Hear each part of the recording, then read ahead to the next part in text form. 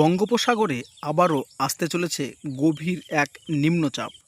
প্রথমে এটি ঘূর্ণাবর্ত তৈরি হবে এবং আস্তে আস্তে সেটি গভীর নিম্নচাপে পরিণত হবে এবং এই নিম্নচাপের জেরে আমাদের দক্ষিণবঙ্গ সহ উত্তরবঙ্গের একাধিক জেলায় বজ্র বিদ্যুৎ সহ ঘন্টায় ৩০ থেকে ৪০ কিলোমিটার বেগে দমকা বাতাস, ঝড় বৃষ্টি হবে এমনটা কিন্তু লক্ষ্য করা যাচ্ছে। তো বন্ধুরা, আজকে আমরা এই ভিডিওতে আলোচনা করব কবে থেকে হবে এই নিম্নচাপের বৃষ্টি। আগামী কয়েকদিনের মধ্যে আমাদের রথযাত্রা উদযাপন হবে। তো এই রথযাত্রা কেমন থাকবে এবং আজকাল কেমন বৃষ্টি হতে পারে আমাদের দুই বাংলায়। তো বন্ধুরা, ভিডিওটি একদম প্রথম থেকে শেষ পর্যন্ত দেখুন। আজকের ভিডিওটি সবথেকে বেশি গুরুত্বপূর্ণ হতে চলেছে। প্রথমে আমরা দেখে নেব স্যাটেলাইট মুড থেকে বর্তমান পরিস্থিতি। স্যাটেলাইট মুড থেকে এই মুহূর্তে আমরা বর্তমান পরিস্থিতি লক্ষ্য করছি যে স্যাটেলাইট মুডে এসে হলদিয়া, হাওড়া, হুগলি, কলকাতা, খড়গপুর এই সমস্ত জায়গাতে, তাছাড়াও বাঁকুড়া, পুরুলিয়া এই সমস্ত জায়গাতে বজ্র বিদ্যুৎ সহ এখন কিন্তু বৃষ্টিপাত হচ্ছে এবং মেঘাচ্ছন্ন রয়েছে নদিয়া, মুর্শিদাবাদ, বীরভূম, উত্তর দক্ষিণ ২৪ পরগনা মোটামুটি পরিষ্কার রয়েছে। তবে নদিয়া, মুর্শিদাবাদ এই মুহূর্তে অনেকটাই পরিষ্কার হয়ে গেল। এর আগে কিন্তু মেঘাচ্ছন্ন ছিল এবং ২-১ ফোঁটা বৃষ্টি কিন্তু পড়ছিল।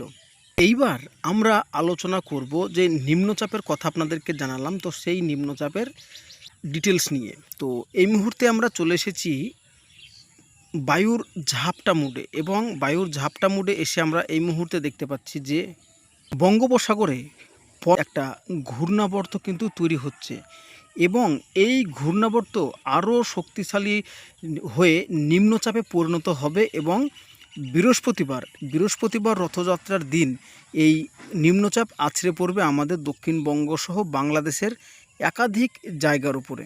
তো আপনাদেরকে দেখাই বাতাসের ঝাপটাটা কতটা থাকতে পারে। তো এই মুহূর্তে যেটা দেখা যাচ্ছে যে বৃহস্পতিবার কিন্তু আমাদের দক্ষিণবঙ্গ জুড়ে বাতাস বেশ কিছুটা বইবে দমকাভাবে।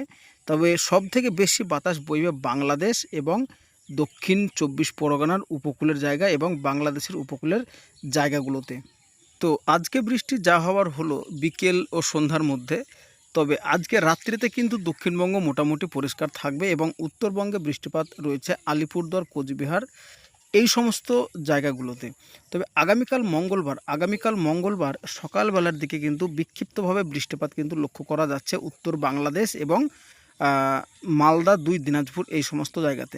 তবে দক্ষিণবঙ্গ মোটামুটি পরিষ্কার থাকতে পারে, যেটা কিন্তু অনুমান করা যাচ্ছে আগামীকাল নাগাদ। বুধবার কিন্তু বৃষ্টিপাত দক্ষিণবঙ্গে তেমনভাবে লক্ষ্য করা যাচ্ছে না। তবে বৃহস্পতিবার থেকে খেলা ঘুরবে, যেটা কিন্তু রথযাত্রা উপলক্ষে আপনাদেরকে জানালাম। তো রথযাত্রা উপলক্ষে কিন্তু বৃহস্পতিবার দিনভর বৃষ্টিতে ভিজবে আমাদের দক্ষিণবঙ্গ সহ উত্তরবঙ্গ একাধিক জায়গা। তো বিকেলের পর বা দুপুরের পর থেকে কিন্তু আমরা বৃহস্পতিবারে বৃষ্টিপাত লক্ষ্য করতে পারছি দক্ষিণবঙ্গের সব জেলাতেই। তাছাড়াও কিন্তু আমরা এই বৃষ্টিপাত শুক্রবারও কিন্তু লক্ষ্য করতে পারছি, বিশেষ করে উপকূলের জেলাগুলোতে। তবে তেমনভাবে দুর্যোগ কিন্তু শুক্রবার আমরা আর দেখতে পাচ্ছি না। তবে রথের দিন কিন্তু বৃষ্টিপাত হবে এবং শনিবার রবিবার কিন্তু বিক্ষিপ্তভাবে মেঘাচ্ছন্ন থাকবে। তবে এই যে বৃষ্টিপাত মাঝে মধ্যে হচ্ছে, এটা হচ্ছে বর্ষার বৃষ্টি এবং মৌসুমি বায়ু সক্রিয় রয়েছে, যার কারণে কিন্তু যেখানে সেখানে বৃষ্টিপাত যখন তখন হতে পারে। তো বন্ধুরা, বেশি বড় করলাম না, কেমন লাগলো, কোথা থেকে দেখলেন অবশ্যই কিন্তু জানাবেন আপনার জেলার নাম। তো দেখা হচ্ছে পরবর্তী আপডেটে। সবাই ভালো থাকবেন এবং সুস্থ থাকবেন।